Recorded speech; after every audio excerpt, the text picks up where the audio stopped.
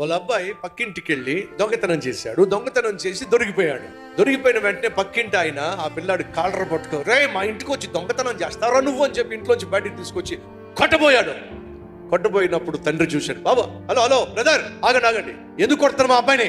మీ వాడు మా ఇంటికి వచ్చి దొంగతనం చేశాడు, కొట్టకొని ఎలా ఉంటాను నేను? మా అబ్బాయి మీ ఇంట్లో దొంగతనం చేశాడండి. మా అబ్బాయి చేసిన దొంగతనానికి నేను క్షమాపణ కోరుతున్నాను, వాడిని కొట్టకండి. కొట్టద్దంటారేంటండి? నేను కొడతాను, వాడు వదిలేసేయండి అని చెప్పి ఆయన వదిలేసిన తర్వాత కొడుకు ఇటు పక్క వస్తే తండ్రి కొడతాడా కొట్టడా? ఎదురింటి వాడు ఒక దెబ్బే వేసేవాడేమో, కానీ తండ్రి నేస్తాడు 3 దెబ్బలు కొడతాడు. ఇంటికి వెళ్ళి దొంగతనం చేస్తారా అని గట్టిగా కొడతాడు. ఎంత గట్టిగా కొడతాడు తెలుసా? ఆయన కళ్ళు చల్లబడేంత వరకు. ఎవరి కళ్ళు?